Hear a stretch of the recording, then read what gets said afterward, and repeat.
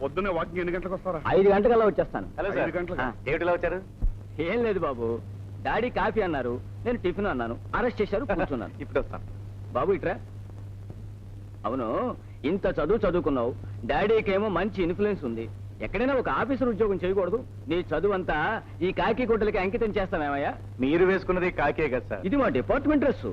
ఈ కాకి బట్టలు మీ డిపార్ట్మెంట్కే సొంతం కాదు సార్. తెలుపు శాంతికి చిహ్నం అయితే నా దృష్టిలో కాకి త్యాగానికి చిహ్నం. ఒక్కసారి ఆలోచించండి. దేశానికి ఉత్పత్తినిచ్చే కార్మికులు వేసుకునేది కాకి, పౌరరక్షకుడుగా మీరు వేసుకునేది కాకి, దేశానికి రక్షణ ఇచ్చే కొందరు ఆఫీసర్లు వేసుకునేది కాకి, ప్రజలకు రవాణా సౌకర్యం కలగజేసే ట్యాక్సీ డ్రైవర్ వేసుకునేది కాకి, ఎక్కడికబరు ఎక్కడికో అందించే పోస్ట్ మ్యాన్ వేసుకునేది కాకి, కొందరు ప్రాణాలు కాపాడే అగ్నిమాపు దళం వాళ్ళు వేసుకునేది కాకి, మన దగ్గర పనిచేసే బంటోతులు వేసుకునేది కాకి, చివరకు మన ఇళ్లకు కాపలా కాసే గూర్ఖాలు వేసుకునేది కాకి. ఈ కాకి బట్టలు త్యాగానికి శ్రమకి చిహ్నం సార్. ఎక్కడ పనిచేసిన ఉద్యోగమే, ఎంత తీసుకున్న జీతమే. కానీ ఈ కాకి బట్టలు వేసుకుని కార్మికుల మధ్య చేసే పనిలో ఉన్న ఆనందం, తృప్తి ఇంకెక్కడా రాదు సార్.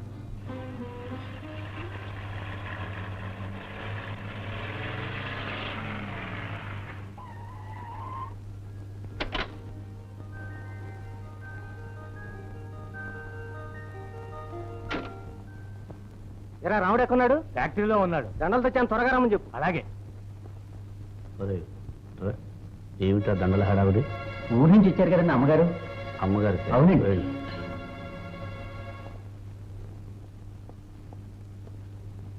సీత, ఈరోజు ఆఫీసు.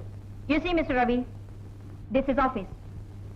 మీది మేనేజర్ స్థానం, నాది ప్రొపరేటర్ స్థానం. Sorry madam, extremely sorry. చూడండి మేడం, మీరు ఎన్నాళ్ళు ఎక్కడో ఉన్నారు, ఇప్పుడే ఈ కుర్చీలో కూర్చున్నారు. ఈ కుర్చీలో కూర్చున్న వెంటనే ఈ ఫ్యాక్టరీ సమస్యలు ఏమిటో, ఈ ఫ్యాక్టరీ ఆదాయం ఏమిటో, ఈ ఫ్యాక్టరీ లాభ నష్టాలు ఏమిటో మీరు తెలుసుకోవాలి.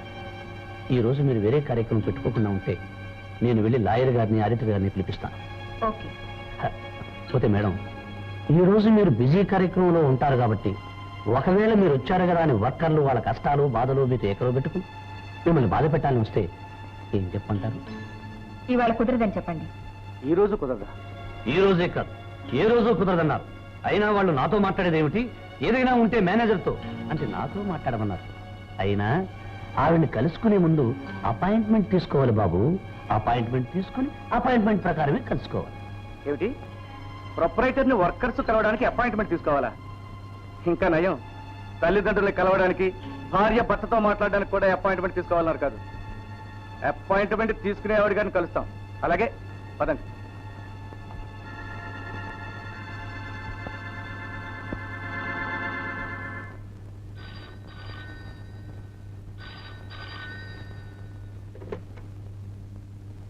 హలో. హలో, సీతాదేవి గారా? Yes speaking. నమస్తే, నేను మీ ఫ్యాక్టరీ వర్కర్స్ యూనియన్ లీడర్ని మాట్లాడుతున్నాను. మీరు ఏదో అపాయింట్మెంట్ తీసుకోవాలన్నారట, అది ఎప్పుడు ఇస్తారో తెలుసుకుందామని ఫోన్ చేశాను. తర్వాత చెప్తాను. పోనీ ఆ చెప్పడానికి అపాయింట్మెంట్ ఎప్పుడు ఇస్తారో చెప్తారా? Shut up. ఏమిటి చాలా ర్యాష్ గా మాట్లాడుతున్నావు? అవునండి, మేము ఏది మాట్లాడినా మీకు ర్యాష్ గానే వినిపిస్తుంది. ఎందుకంటే మేము రఫ్ మనుషులం కదా. మీరు ర్యాష్ గా మాట్లాడినా సున్నితంగానే ఉంటుంది, ఎందుకంటే మీరు సున్నితమైన మనుషులు.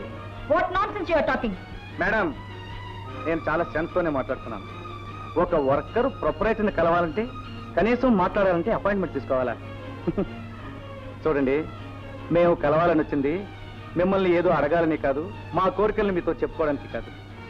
ఏదో మీరు వచ్చారన్న ఆనందంలో మా తృప్తి కోసం మీకు దండలు వేయాలని, మిమ్మల్ని అభినందించాలని. నాకు తెలుసు మీరు ఎందుకు దండలు వేస్తారు. మొదట దండలు వేసినట్టే వేసి ఆ తర్వాత మెడకు ఉచ్చు బిగించి లాగుతారు. ఓహో, పర్వాలేదే, మీరు సైకాలజీ మీద బాగానే స్టడీ చేశారు. నేను స్టడీ చేసింది ఇక్కడ కాదు, ఫారెన్ లో. తెలుస్తూనే ఉంది, మీ బుద్ధి ఫారెన్ బుద్ధిలాగే ఉంది, ఇండియా బుద్ధిలా లేదు. Non sense. నీ ఇష్టం వచ్చినట్టు మాట్లాడు. అసలు నువ్వు నన్ను కలవాల్సిన అవసరం లేదు. నేను ప్రొపరేటర్ని, మీరు వర్కర్. మీకేదైనా పని ఉంటే దేర్ ఆర్ మేనేజర్స్, వెళ్ళి వాళ్ళని కలవండి. That's all.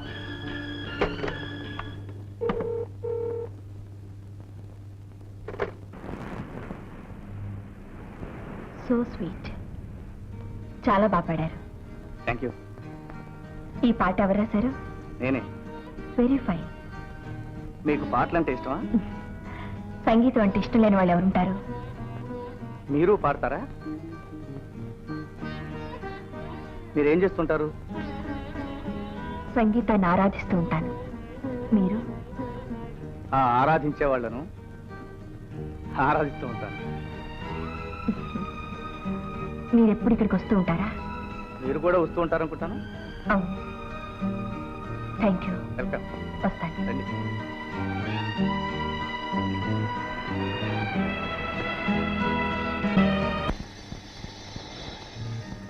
మీరేం చేస్తుంటారు? సంగీతాన్ని ఆరాధిస్తూ ఉంటాను. మీరు? ఆరాధించే వాళ్ళను ఆరాధిస్తూ ఉంటాను.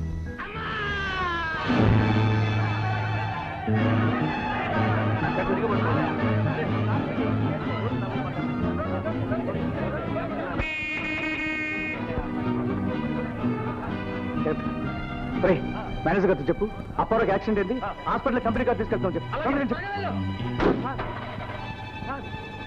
సార్, అప్పారావుకి యాక్సిడెంట్ అయింది సార్. కంపెనీ కార్లో హాస్పిటల్ తీసుకెళ్ళామని రావును మీతో చెప్పమన్నారు సార్.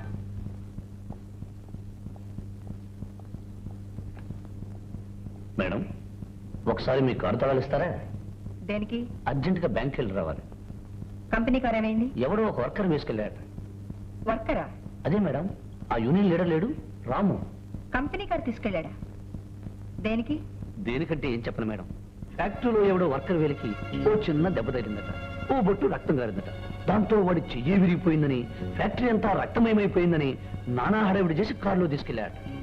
మీకెవరికి చెప్పలేదా? లేదు, అడిగితేనే చెప్పమన్నాడు. స్టూపిడ్. వాడి బాబు సొత్తు అనుకున్నాడా, తాత సొత్తు అనుకున్నాడా? వెంటనే పోలీస్ కంప్లైంట్ ఇవ్వండి. నో నో నో నో, ఇలాంటప్పుడే కాస్త ఓపిక కావాలి మేడం. పోలీస్ కంప్లైంట్ చేస్తే వాళ్ళు ఏం సమాధానం చెప్తారో తెలుసా? ఒక పేద వర్కరు చావు బ్రతుకుల మధ్య ఉంటే ప్రొపరైటర్ పట్టించుకోలేదు, అందుకోసం మేము హాస్పిటల్ తీసుకెళ్ళాం, తప్ప అంటారు. దాంతో కేసు కోర్టుకెళ్తుంది. కోర్టు వారు ఏం చెబుతారో తెలుసా? పీడిత ప్రజలకి న్యాయం చేస్తారు, ఎందుకంటే వాళ్ళు పీడిత ప్రజలు కాబట్టి. చూడండి మేడం, ఈ దేశంలో ఉన్నవాడు బ్రతుకుండగా వాడికి న్యాయం జరగదు. అంచేత మన కోర్టులు వద్దు, పోలీస్ కంప్లైంట్లు వద్దు. మరైతే ఏం చేయాలి? ఏముంది, రియాక్షన్ టు యాక్షన్. రాము గారు, మిమ్మల్ని మేనేజర్ గారు అర్జెంటుగా రమ్మంటున్నారు. అలాగే. పిలిపించారా?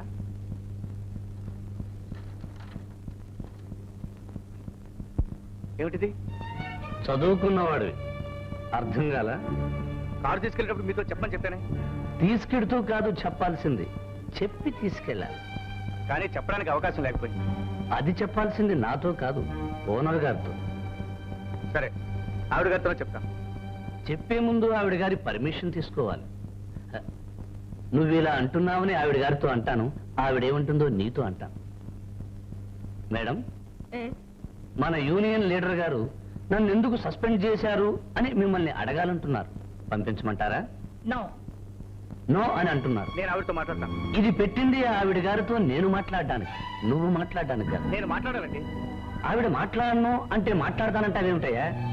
చూడు, అవతలి వాళ్ళు మాట్లాడడానికి ఇష్టపడినప్పుడు మాట్లాడకుండా వెళ్ళిపోవడం పెద్ద మనుషుల సంస్కారం. ఓకే.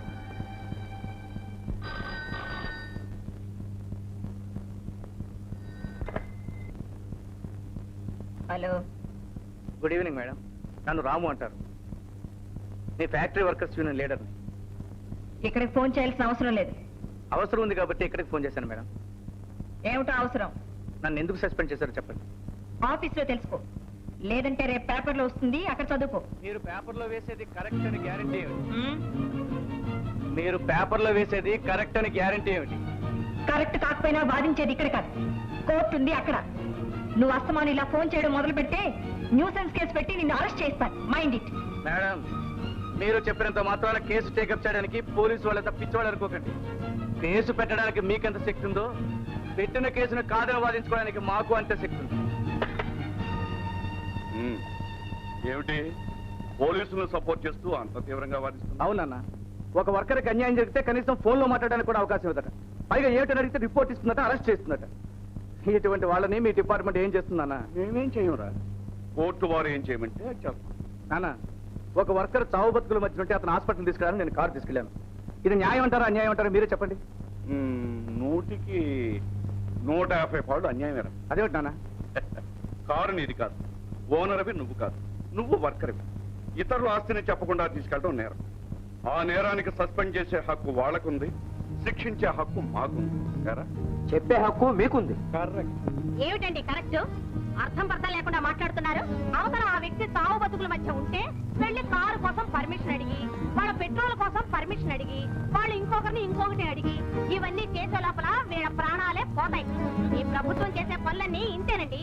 మనిషి చచ్చే వరకు ఏమీ చేయరు. వీడు చేసింది కరెక్ట్. కరెక్ట్ కాదే. ఏమిటండి కాదు? ఏమిటి చెప్పండి, ఏమిటి కాదో చెప్పండి. జరిగిందంటే విన్నావా? చెప్పండి. ఇదిగో కారు వాడ్డా, కాదు. ఫ్యాక్టరీ వాడ్డా, కాదు.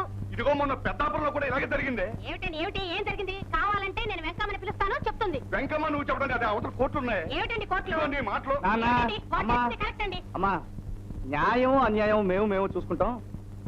ముందు మాకు అన్నం పెట్టమ్మా. సరే ఫోన్ చేస్తూ మాట్లాడుకుందాం. సార్ మీరు భోజనం చేయండి సార్. 11 గంటలకు డిఐజీ గారిని మీట్ అవ్వాలి. ఓ కరెక్ట్ కదా. మీరు బాగా పాడతారే. మీ పాటేగా. పాట ఎవరిదైనా పాడేవాళ్ళని బట్టి ఉంటుంది. పాట మంచిదైతే పాడడం రాని వాళ్ళు కూడా పాడతారు. మీరు పాటలే కాదు, మాటలు కూడా బాగా మాట్లాడతారే. ఎంత మర్చిపోతామన్నా మర్చిపోలేకపోతున్నాను. నన్నా నా పాటనా?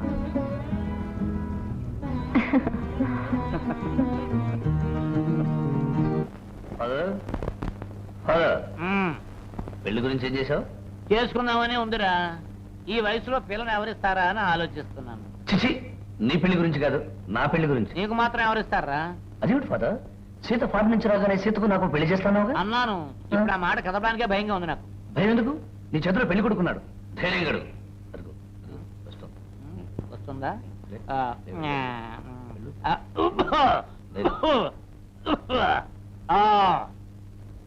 ఏమమ్మా ఆనందంగా ఉన్నట్టున్నావు?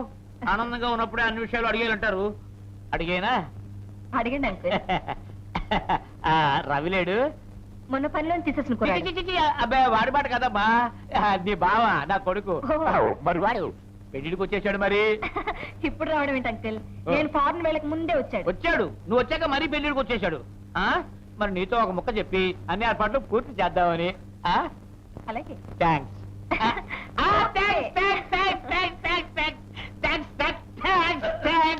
ఇంత త్వరగా ఒప్పేసుకుంటుందని అనుకోలేదురా. అమ్మా, నీ జాతకం ఈ వేదవ జాతకం 2 జాతకాలు కలిపి పంతులు గారి దగ్గర తీసుకెళ్తాను. ఎందుకు? వాళ్ళు మీ తారబలాలు చూసి ముహూర్తాలు పెడతారు. వాట్? పెళ్లి? ఎవరికి? ఎవరికి? నాన్సెన్స్. ఎవరు చెప్పారు? ఇప్పుడే వేస్తానుగా. నేను చెప్పింది బావకి, నాకు కాదు, నాతో కాదు. మీకు నచ్చిన సంబంధం చూడండి, ఎంత ఖర్చైనా ఇస్తాను. మరి నీ పెళ్లి నాకు నచ్చిన వాడితో జరుగుతుంది. అంటే వీడు నచ్చలేదు అని వేరే చెప్పాలా ఫాదర్? ఫాదర్, అసలు నీకు బుద్ధి లేదు ఫా. నేనేమన్నాను? సీతను పెళ్లి చేసుకోవడానికి తగను అన్నా. అంటే నువ్వేమన్నావు? తగుతావు అన్నావు. అంటే నేనేమన్నాను? ఒకవేళ సీతే నన్ను పెళ్లి చేసుకుంటానంటే నేనే సీత దగ్గరికి వెళ్ళి, సీత నీ స్టేటస్కి నేను తగను అంటాను అన్నాను. అంటే నువ్వేమన్నావు? తగుతావు అన్నావు. తప్ప సీత, ఒకవేళ ఆయనకి చెయ్యాలని ఉందేమో కానీ నాకు మాత్రం లేదు. I'm sorry. ఆయన నీ మనసు తెలుసుకోకుండా నిన్ను బాధ పెట్టారు, క్షమ పెట్టారు. I'm so sorry. ఆయన తరఫున నేను క్షమాపణ ఊరుకుంటున్నాను. ఓకే బావా, దట్స్ ఆల్ రైట్. వెళ్ళి పని చూసుకో. ఏరా, ఆ పిల్లలు నన్ను ఎదవం చేద్దామనా? కాదు ఫాదర్, ఆ పిల్ల ముందు నేను వెదవను కావడం ఇష్టం లేక. నన్ను ఎదవం చేస్తావా? వెళ్ళి పని చూసుకో. జీవితమే రంగుల వలయో, దానికి ఆరంభం సూర్యుని ఉదయం.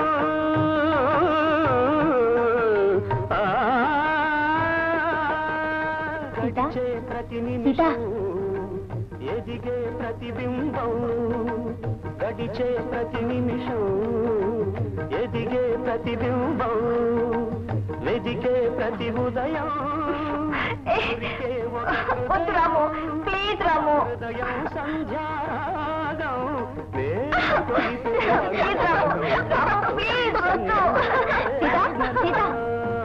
ఏంటి ఇది?